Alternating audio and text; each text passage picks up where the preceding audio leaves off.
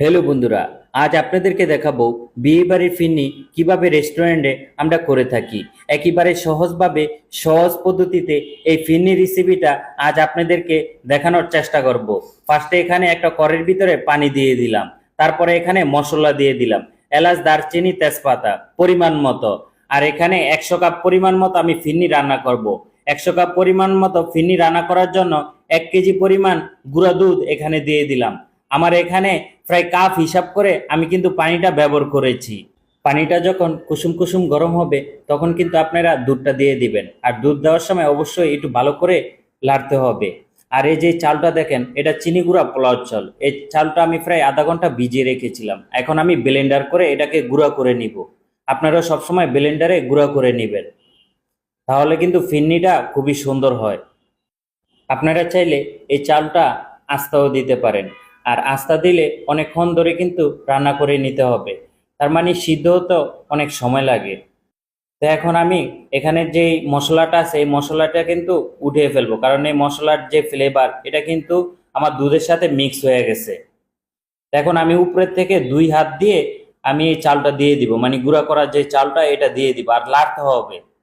যদি না লাড়েন তাহলে কিন্তু ভিতরে দলা দলা হয়ে যাবে, মানে দুধের ভিতরে দলা দলা হয়ে যাবে, তখন কিন্তু এই দলাটা ছড়তে অনেক সময় লাগে। তো এইভাবে করে টেকনিক আমরা ব্যবহার করি। আর চুলা রাসটা হালকা হালকা রেখে এই ফিরনিটা কিন্তু অনেকক্ষণ ধরে কিন্তু জাল দিতে থাকি আমরা। প্রায় 2 ঘন্টার মতো জাল দিতে থাকি। ফিরনিটা যখন একটু ঘন ঘন হয়ে যাবে তারপরে কিন্তু আমরা চিনিটা এখানে ব্যবহার করি। আমরা সব সময় চিনিটা একটু লাস্টে দেওয়ার চেষ্টা করি, কারণ চিনিটা আগে দিলে মানে কড়াইতে লাগে বেশি, সেজন্য চিনিটা পরে দেয়। এখন কিন্তু একটু এর ফাঁকে দিয়ে লবণ দিয়ে দিলাম, মানে অল্প করে লবণ। এখন অল্প করে কেওড়া জল দিয়ে দিলাম এখানে। কেওড়া জলটা ব্যবহার করলে ফিরনিটা অনেক ফ্লেভার আসে, মানে অনেক টেস্ট হয়। এখন আমি এখানে একটু ন্যাচারাল ফুড কালার দিয়ে দিলাম, একেবারে ন্যাচারাল এই ফুড কালারটা। আপনারা চাইলে এখানে জাফরানটাও ব্যবহার করতে পারেন। আর এই ফুড কালারটা ব্যবহার করার উদ্দেশ্য হলো এটা যাতে একেবারে সুন্দর একটা গোল্ডেন কালার ফিরনি তৈরি হয়, সেজন্য এই কালারটা ব্যবহার করা, যাতে কাপে খুবই গোল্ডেন কালারটা দেখা যায়, সুন্দর দেখা যায়। সেজন্য কিন্তু এই ফিরনিতে সবাই কিন্তু এই ফুড কালারটা ব্যবহার করে থাকে।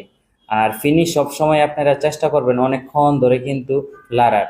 আর আরেকটা বিষয় আপনাদেরকে জানিয়ে রাখি, যারা এখনো আমার ইউটিউব চ্যানেলটা সাবস্ক্রাইব করে নাই প্লিজ সবাই একটু সাবস্ক্রাইব করে দিবেন। কিচেন ভাই, আমার ইউটিউব চ্যানেলের নাম হলো কিচেন ভাই। প্লিজ সবাই একটু সাবস্ক্রাইব করে দিবেন। আর আরেকটা বিষয়, আমার পেজে যারা নতুন আছেন প্লিজ সবাই একটু ফলো দিয়ে পাশে থাকবেন। এখন আমি ঘি দিয়ে দিলাম। ফিনিটা যখন ঘন হয়ে যাবে তখন কিন্তু আপনারা এই ঘিটা ব্যবহার করবেন। আমি প্রায় 3 থেকে 4 চামচের মতো এখানে ঘি দিয়ে দিলাম। আর ঘিটা দিলে ফিনিতে অনেক অনেক টেস্ট চলে আসে, এমনকি ফ্লেভারও চলে আসে, খেতেও খুবই ভালো লাগে। আমার নিজেরও খুবই একবারে ফেভারিট একটা ফিরনি। আমি প্রায় সময় ফ্রিজে রেখে রেখে তারপরে কিন্তু এই ফিরনিটা খেয়ে থাকি। আমি কিন্তু আরেকটু এখানে ফুড কালার দিয়ে দিলাম, মানে কালারটা আরো একটু সুন্দর আনার জন্য। আপনারা এভাবে বাসায় খুবই সহজে ফিনিটা তৈরি করবেন, এমনকি যে কোনো অনুষ্ঠানের জন্য এই ফিনিটা আপনারা তৈরি করতে পারেন। নর্মালি এই ফিনিটা তৈরি করে আপনারা খেতে পারেন। রেস্টুরেন্টে সবসময় এই বিয়ে বাড়ির স্টাইলই এই ফিরনিটা আমরা তৈরি করে থাকি। আর সবসময় একটু লক্ষ্য রাখবেন যে আমার ফিরনির যে ঘনত্বটা কিরকম ছিল, এই ঘনত্বটা হিসাব করে আপনারা বাসায় ফিরনিটা তৈরি করবেন। এবং এখানে আমি প্রায় 100 কাপ আছে, 100 কাপ করবো এই ফিরনিটা। আর উপরে দিয়ে আপনারা ফিরনিটা কাপ করার পরে কিশমিশ অথবা বাদাম দিয়ে দিবেন। আমার এখানে কাঠবাদাম আমি ছোট ছোট করে কেটে দিয়ে দিয়েছি।